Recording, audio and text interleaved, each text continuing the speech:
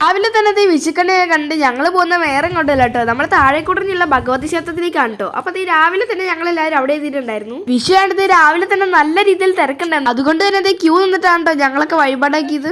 അപ്പൊ ഇന്ന് അമ്പലത്തിലുണ്ടായിരുന്നു ഇതേപോലെ വിഷുക്കണി മാത്രമല്ല കേട്ടോ, ഇന്ന് കൈനീട്ടം കിട്ടിയിട്ടുണ്ടായിരുന്നു കേട്ടോ അമ്പലത്തിൽ നിന്ന്. കഴിഞ്ഞപ്പോ അവിടുന്ന് തന്നെ അതേ പാൽപ്പായസം അതേപോലെ ഉണ്ണിയപ്പവും കിട്ടിയിട്ടുണ്ടായിരുന്നു. അത് രണ്ടും കഴിച്ച ശേഷം ഞങ്ങൾ നേരെ പോയത് മലയിലുള്ള ഞങ്ങളുടെ അമ്പലത്തിലേക്കാണ് കേട്ടോ. അങ്ങനത്തെ നമ്മൾ അവിടെ നിന്ന് നേരെ തിരിച്ചത് അമ്പലത്തിലേക്ക് എത്തിയിട്ടുണ്ട് കേട്ടോ. അപ്പൊ അമ്പലത്തിലാണെങ്കിൽ നമ്മൾ വന്നപ്പോഴത്തേക്ക് ആൾക്കാരൊക്കെ പോയിട്ടുണ്ടായിരുന്നു. അപ്പൊ അത് ഇവിടെ ഉണ്ടായിരുന്നു കേട്ടോ ഇതേപോലെ നമ്മൾ അടിപൊളി വിഷുക്കണി. അങ്ങനെ വിഷുക്കണിയൊക്കെ കണ്ടതിന് ശേഷം ഞങ്ങൾ നേരെ പോയിട്ട് തൊഴുതു വന്നേ.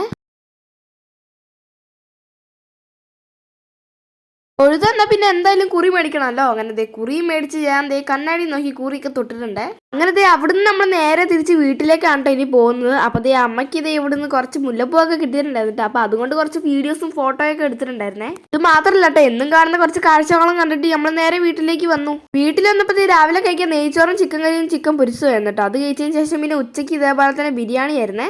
അങ്ങനത്തെ ഒരു വൈകുന്നേരമൊക്കെ ആയപ്പോഴത്തേക്കും ഞങ്ങൾ ഒരു പടക്കം പൊട്ടിച്ചിട്ട് വെറുതെ എന്തെങ്കിലുമൊക്കെ ആവട്ടെ എന്ന് വെച്ചിട്ടാണ് കേട്ടോ. അപ്പൊ നമ്മൾ മാലപ്പടക്കം പൊട്ടിച്ചിട്ടുണ്ടായിരുന്നു. പക്ഷെ അത് കുറച്ച് ചീറ്റിപ്പോയി, കുറച്ച് റെഡിയാവുകയും ചെയ്തു.